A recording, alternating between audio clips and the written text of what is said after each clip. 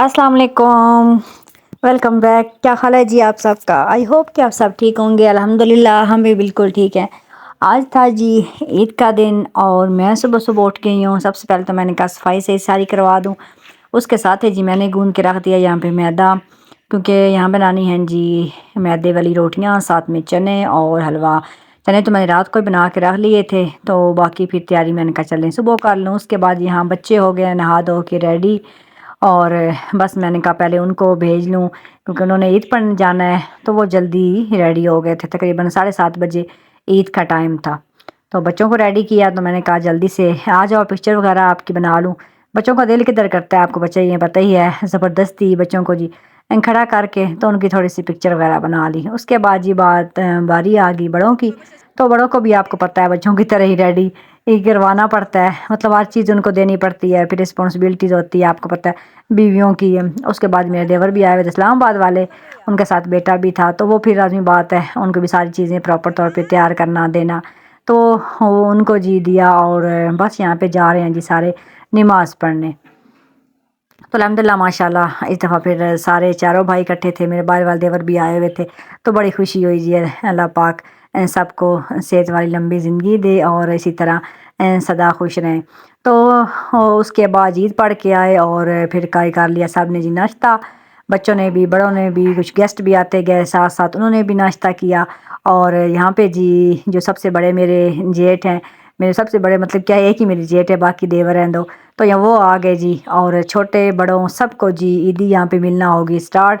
तो भाई हमेशा ऐसे ही करते हैं, वो मतलब स्पेशल ईदी देते हैं। तो मुझे भी ईदी मिली जी, उसके बाद मेरे दूसरे देवर उन्होंने भी ईदी वगैरह दी, सब ने मुझे, सबको, बच्चों को। तो यहाँ पे बस जी वही हमने इंजॉय किया, और मैं अपनी ईदी लेके आ गई अंदर। मैंने कहा मैं ज़रा खोलूँ, चेक करूँ मुझे कितनी ईदी मिली है। तो ये देखें जी कोरे कोरे नोट हैं, और यहाँ पे बड़ी खुशी हो रही थी इनको देख के। तो कोरे कोरे नोट ये तो यूज़ करने का फिर दिल ही नहीं करता ना, बंदा कहता है ऐसे ही पड़े रहें सारा साल। लेकिन पैसा आपको पता है आने जाने वाली चीज़ है, ये कहाँ पे एक जगह रह सकती है। और उसके बाद जी बस हम लोग हो गए रेडी, क्योंकि दोपहर का खाना जो था वो मतलब बाजी ने बना के तो यहाँ पे लेके आना था।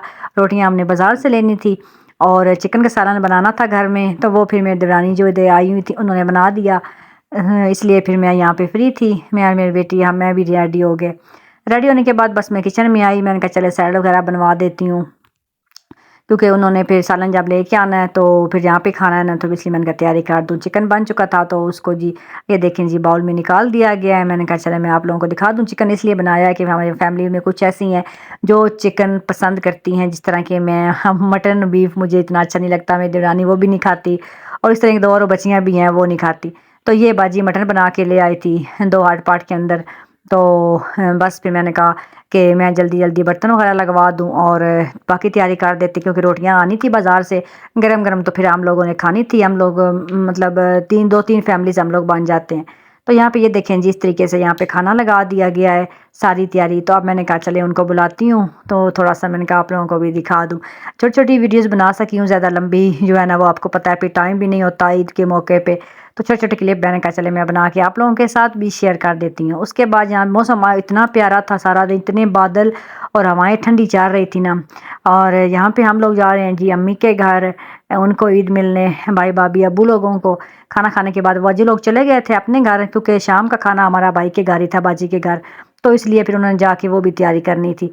हम लोग यहाँ फ्री हो गए थे, मैंने कहा चले हम थोड़ी देर वहाँ चक्कर लगा के आ जाते हैं। तो बच्चे हम लोग वहाँ चले गए, और वहाँ तकरीबन 2 से 3 घंटे हमें वहाँ लग गए थे। सिस्टर भी आ गई थी, और बस वहाँ फिर बस एंजॉय किया। वहाँ से ईदी वगैरह अपनी ली अब्बू से, क्योंकि अब्बू से ईदी लेने रहती थी। भाई तो आए थे ना चांद रात वाले दिन, वो ईदी दे गए थे, लेकिन अब्बू से भी ना बच्चों ने मैंने लेनी थी, तो इसलिए हमने वो ली। और फिर हम घर शाम को चाय वगैरह पी के वापस आ गए। वहाँ का क्लिप कोई शूट ही नहीं हो सका, क्योंकि मोबाइल जो मेरा है ना उसकी बैटरी हो गई थी लो, और बस इसी तरह वैसे भी गपशप में टाइम ही नहीं मिला। इसलिए घर आए, घर आने के बाद जी हमने होना था रेडी, क्योंकि अब हम मेहमान थे, दिन को तो हम मेज़बान थे ना।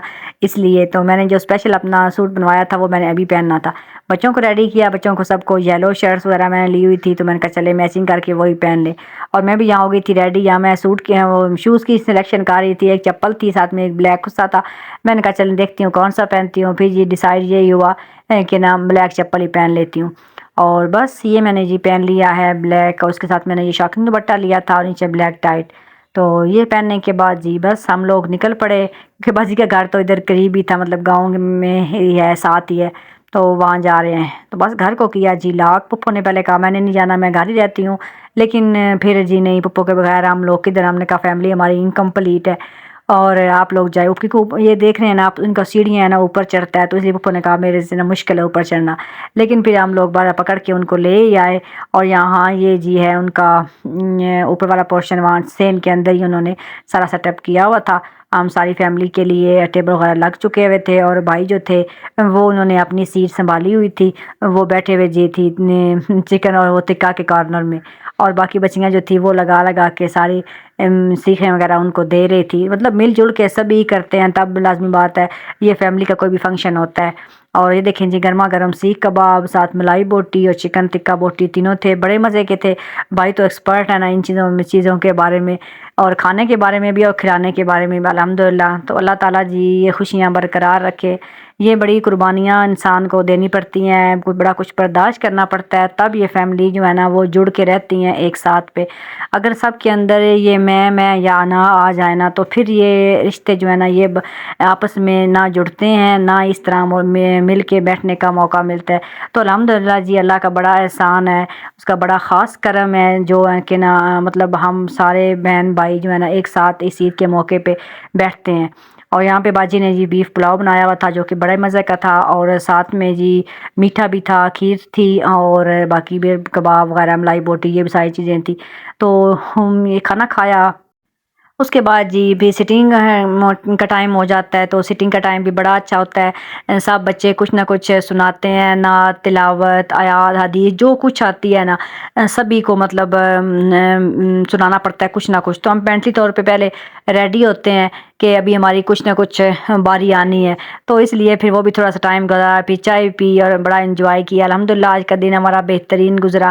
تو بس جلدی سے ویڈیو کو لائک کر دیں، ملیں گے نیکسٹ ویڈیو میں. اللہ حافظ.